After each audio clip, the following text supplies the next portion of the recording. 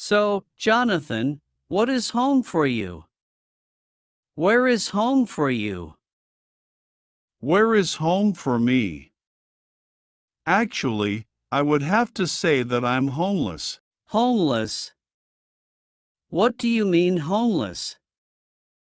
Well, I don't call one particular place home. I pretty much live out of a suitcase. I don't have roots holding me to one particular place. I was born and raised in Toronto, but from a very young age I was traveling for different purposes, some for the work that I was doing, some for just pleasure travel, and even now when I go back to Toronto, it does not really feel like home. In fact, people comment about my accent, and they say, "Oh, that's an interesting accent. Where you are from?" And I say, "Well, I'm from here." So, where do you split most of the majority of your time? Where's your base? Well, I don't really have a base. That's the thing. I spend about 4, sometimes a little more, sometimes a little less, months in Japan, and I usually visit my parents for about a month a year, sometimes in Canada where they spend spring, summer, and early autumn, and sometimes in the small little town in Mexico that they like to go to avoid the harsh Canadian winter. So, you end, in between those times, in between Mexico, in between Canada, in between Japan, where are you?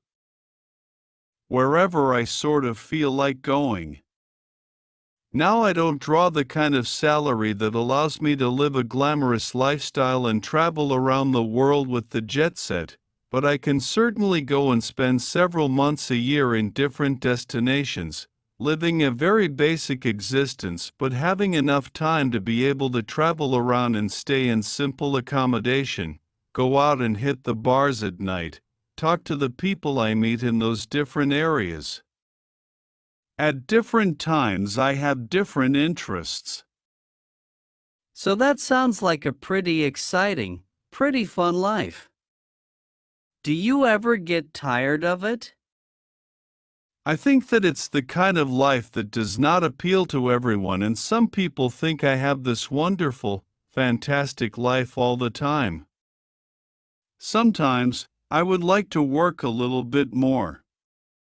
Sometimes, I think, oh no, I have nothing to do for the next 3 months.